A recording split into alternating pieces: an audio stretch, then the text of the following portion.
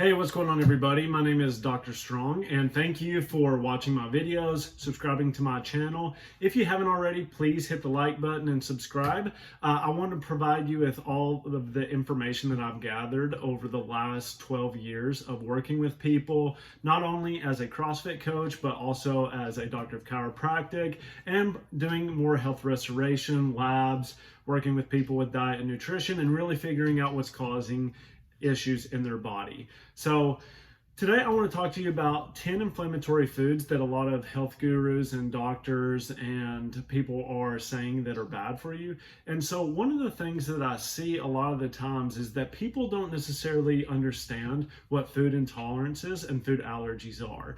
And so I want to dive a little bit deeper into this. And do I agree that there are inflammatory foods out there? 100%. But I think that each person is an individual, and we have to look at what is going on in their system as an individual, look at their immune system, how it's responding to different foods, and that's why food allergy testing is so influential and can make such a big change. So I just kind of want to go through these, talk about these inflammatory foods. Definitely agree with a lot of what a lot of people are saying, but I want to take a spin on it and tell everybody that there is something else that you need to know when it comes to food intolerances and food allergies. So the first one is just fast food. So today, I know we're all going at like 100 miles per hour, and I am too, you know, when we're seeing patients, doing consults, everything, life just kind of gets in the way. But fast foods, mainly it's because of how they fry it, how they're processing it, how they cook it, how they preserve it for such a long time so that they have it immediately. And that's something that you need to take into account, because if you're eating fast food chronically, could that be causing inflammation in your body? 100%. And is it a little bit more time intensive to plan your meals out and do those sorts of things? Yeah, 100%. But is it worth it in the long run? It definitely is, because the less inflammation you have in your body, the better your body can basically function. So think about this. It's like a compounding effect, and everybody understands money, so I like to use this analogy. So compounding interest is what you can do, say, with like a Roth IRA, for example. Your body works the same way. You have like a health bank that you need to make deposits into, but you can also make withdrawals from it. And if you withdraw too much, and that looks like eating fast food all the time and not giving your body a break, not allowing it to process or detox this, then it can slowly build up over time, leading to these chronic diseases that we see, like heart disease, like diabetes, like Alzheimer's. And I'm going to do a bigger, a more in-depth video about those chronic conditions and what is really going on with people's bodies, and just how inflammation is causing a lot of these chronic issues. So the next one is trans fats. You see these a lot in your processed foods as well. And trans fats, it's harder for your body to break those down. They're very toxic. They cause an immune response because your body identifies them as a foreign invader. And then, so with that, you want to try to make sure that you're avoiding trans fats when you're reading food labels. That is just like another good little piece of advice that I agree with, that you should avoid the trans fats as much as possible. Seed oils. Now, there are certain seed oils out there that they use a lot to process a lot of foods. And with that, that can cause a lot of inflammation depending on what it is. And the funny thing is that when I test individuals, is that they actually have seed oil intolerances, and that looks like your safflower, sunflower. So you have to be very careful about what you're putting in your body, because everybody's a unique individual. So testing to see if you have seed oil intolerances or allergic responses can be highly beneficial. The next one is sugars. So this is something that we're seeing now. Type 3 diabetes is also known as Alzheimer's. Is one of those things that we are seeing causing chronic inflammation, especially in the hippocampal areas where our memory is stored. So reducing your sugar intake can greatly reduce your chance of these chronic diseases. A lot of the times what they're finding now with heart disease is that it is actually caused by sugar, not cholesterol. Cholesterol is just there at the crime scene. So imagine it like this. So somebody breaks into your house and robs all your stuff. And then what happens is you end up going to your house later that night and you find the police there. Now, it doesn't make sense to say that the police stole all of your stuff, now does it, right? So just because cholesterol is there when the heart attack happens or the damage happens doesn't mean that it's the culprit.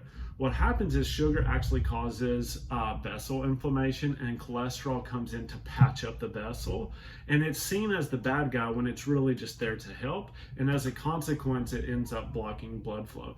So one of the things to do to prevent these heart attacks and this inflammation in these vessels is to reduce your sugar intake. The next one is alcohol. Now, alcohol is something that we see that can be highly inflammatory. A lot of it's due to the processing part of it. Your more distilled alcohols are going to be a lot better. I don't recommend drinking alcohol, especially if you have like liver toxicity or anything like that. But if you are going to, be social or anything like that, the more distilled, the better, and the higher quality is to get the impurities out so that it doesn't cause that inflammatory response. Wheat, gluten, and grains, these are a big issue as well that we see now today. Obviously, celiac disease is a big concern. And most of the time, what people don't understand is that it's because of the GMO foods here in the US. If you actually go to Europe where they have banned GMO foods, you can actually eat all the gluten and bread that you want to. So it's really fascinating to see how just the difference in processing can actually change how people process the food. So, and most of the time it's because it changes the gluten protein in the wheat or the grain or whatever it is, and it causes it to stick to your stomach lining, so you get malabsorption of vitamins and minerals. So we definitely want to avoid wheat and gluten, and that is almost in everything, so I know it's very hard, everybody. Corn syrup, cornstarch, high fructose corn syrup, these are very inflammatory as well and can cause a lot of issues because they are basically just sugar. So this kind of goes back to sugar in the overall aspect of it. And a lot of the times what people don't know is that corn will actually bind to vitamin B3 niacin, and that is a crucial vitamin in order for you to make testosterone. So a lot of people who are testosterone deficient or have low T, a lot of the times it could be due to they're eating way too much high fructose corn syrup or corn, especially, in more rural areas, where you have a higher diet of corn. That could be a major concern as well, and something that you want to take into consideration if you're struggling with your hormones and you want to try to reduce that inflammation process more naturally. The next one is soy. Soy causes the estrogen production to increase, so you have to be very careful with your soy intake because it will spike up your estrogen. And a lot of this comes back into the production of the soy as well, along with the GMO processing, just like wheat. So we have to really understand and be careful about where food is coming from, and even organic sources you have to be careful with about how much soy you're ingesting, because it will cause, especially for guys, it will cause man boobs, so you have to be very careful with that. In women, it can also increase the amount of estrogen you have, and there are 7 different types of estrogen. So we have to look at how you're converting your estrogens, because we have to look at are you methylating them appropriately so that they can bind to receptors throughout your body to activate certain processes? Is it going to a more carcinogenic form where it's actually doing DNA damage? Or is it going through the liver, getting biotransformed in the liver appropriately and being processed so that your body can filter it out if it makes too much? Hopefully that makes sense. And I can do a better video about estrogens and hormones if anybody would like. Lectins and oxalates. Now, a lot of times we see these on plants because they're protective forms on plants. So because plants can't move and they can't run away from predators, what they have is they have what are called lectins, which are like a defense mechanism. And what happens is that this can actually be very inflammatory to your bowel and your small intestine. So we want to make sure that if we are eating lectins, that they are processed appropriately, anything that has lectins on them.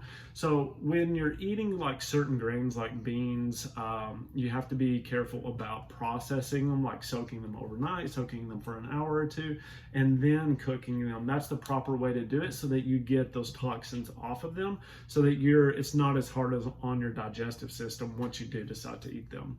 Oxalates, those look like in almonds, is kind of the biggest form of oxalates, and some people just have trouble processing them. And this isn't for everybody. Some people do fine with them, but oxalates are found, like I said, an example for almonds. And what they do is it's more of a inflammatory issue that occurs due to the processing of almonds, that you're not able to break down those oxalates appropriately. So what happens is they go into your bloodstream and you get an immune response, which causes inflammation throughout your body. So it's pretty interesting to see how just people can process things differently.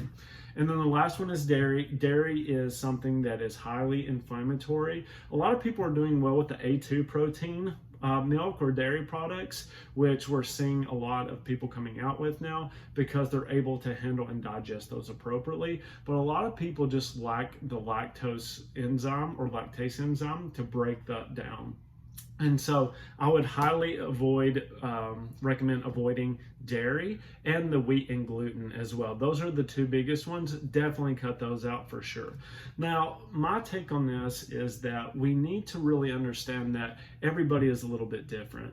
So I'm going to tell you just like a quick case story about a client that I had.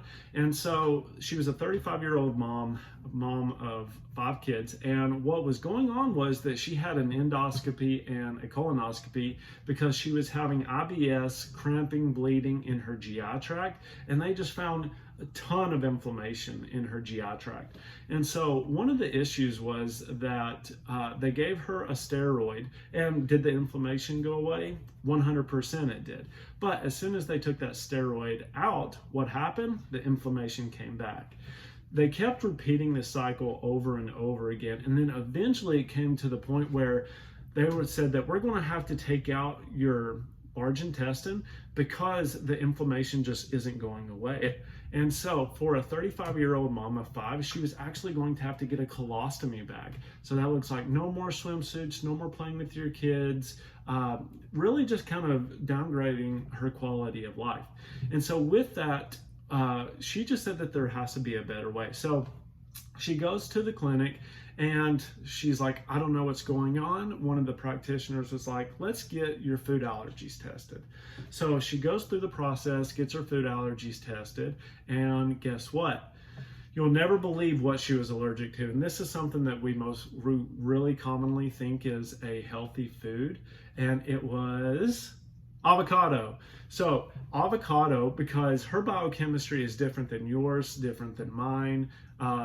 And so what we really have to look at is we have to look at the individual. But once we cut out avocado of her diet, she didn't have any more inflammatory issues in her bowel, which was pretty cool.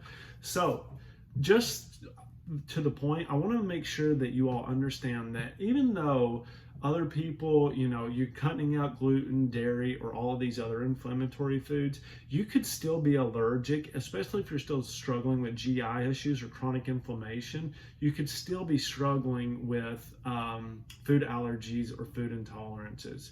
So I hope that this video has been super helpful. I hope that you all like it. Please like and comment below what you thought. If you have any questions, I'm here to help as many people as possible because I struggled with my health. If you haven't seen, go back and watch one of my introductory videos where I talk about my journey. And if I would have known this a lot sooner, I would have been able to help myself a lot more effectively and in a shorter amount of time. So that's my mission with this. So please like, please subscribe, please give me advice because I'm still fairly new to this and still learning. So thank you all for watching, and I will see you all next time. Bye-bye.